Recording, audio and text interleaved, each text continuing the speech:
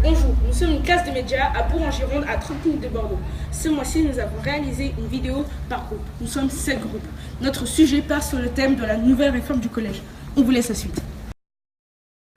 Nous avons demandé l'avis au 6e et au 4e sur le commencement de la physique-chimie en 6e. Que penses-tu de la physique-chimie? Cela n'est pas ma matière préférée, mais elle m'apporte plus de culture générale. Est-ce que cela te dérange de commencer la physique-chimie dès la 6e? Non, car cela m'apportera plus de connaissances pour mon brevet plus tard. Aurais-tu voulu commencer la physique-chimie en 6e et non en 5e? Oui, au moins j'aurais eu directement les bases. Les élèves de 5e et 3e ont donné leur opinion sur le commencement de leur LV2 en 5e. Regrettes-tu d'avoir commencé ta deuxième langue vivante en 4e et non en 5e? Oui, car on aurait pu avoir un niveau de langue plus élevé que comme on a notre niveau de langue d'aujourd'hui. Penses-tu que c'est plus dur de commencer ta deuxième langue vivante en 5e?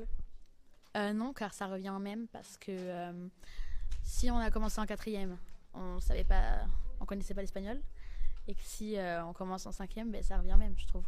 Quelle est ta deuxième langue vivante? L'espagnol. Quel est ton avis sur le commencement de la deuxième langue vivante de la 5e? Je trouve ça bien parce que c'est une langue très intéressante et qui me plaît. Nous avons interrogé notre professeur d'anglais sur le brevet. Alors, bonjour Madame Lacombe. Hello. Et merci d'avoir accepté notre petite interview sur la nouvelle réforme du collège. Que pensez-vous du nouveau brevet? Il me semble que c'est une très bonne chose qu'on permette aux élèves d'aller puiser dans encore plus de savoir, de savoir-faire, de mobiliser plus de connaissances et de compétences, puisque de nouvelles disciplines vont faire l'objet d'épreuves à la fin de l'année, telles que les sciences physiques, la SVT, la technologie. Donc ça, c'est vraiment un point fort. Par ailleurs, le contrôle continu tout au long de l'année garde une large part des points. Donc pour moi, c'est un ensemble très très positif. Pensez-vous que c'est plus avantageux que les 5e commencent en deuxième langue vivante plus tôt? Bien sûr, plus on commence tôt, mieux c'est pour des aspects cognitifs, des aspects phonologiques, un tas de raisons qui font que plus on commence tôt et plus c'est vraiment un grand bonus.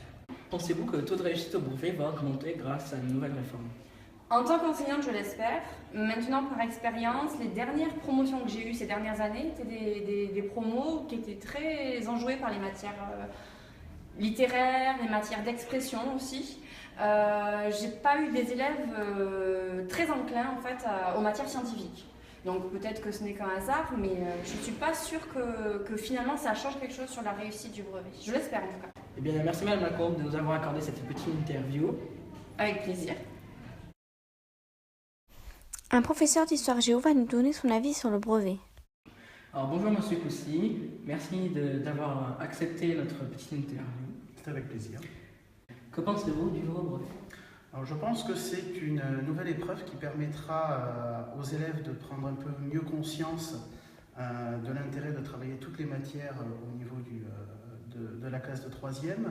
Et il permettra également de mieux prendre en compte le potentiel des élèves du point de vue des compétences. Pensez-vous que c'est plus avantageux que les 5e commencent leur deuxième langue vivante plus tôt? Oui, je pense que c'est plus intéressant puisqu'il est prouvé que débuter une langue le plus jeune possible permet une meilleure maîtrise de celle-ci.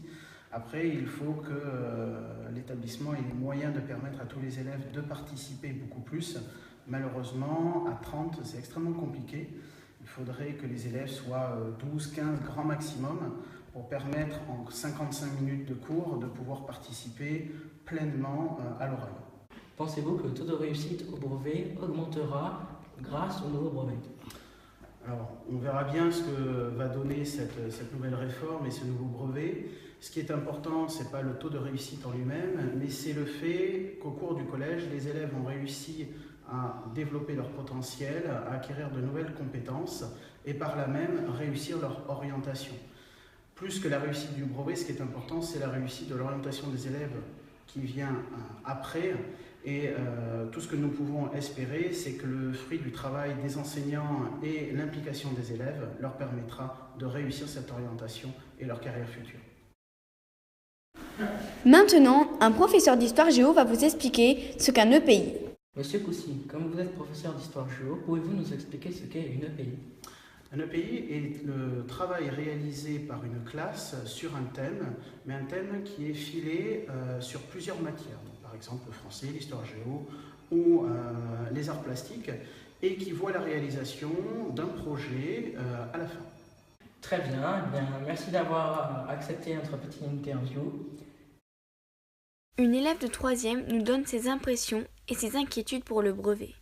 Est-ce que le changement du brevet augmente tes inquiétudes? Oui, parce que vu qu'on a plus de matière, ça demande beaucoup plus de travail, donc oui. Es-tu inquiète de passer le brevet? Oui et non, parce que étant donné qu'on peut déjà avoir son brevet sans le passer, ça me stresse moins. Eh bien, mes chers téléspectateurs, cette petite vidéo est finie. Merci à toute l'équipe et je vous dis un grand merci à vous de nous avoir suivis. Merci et au revoir.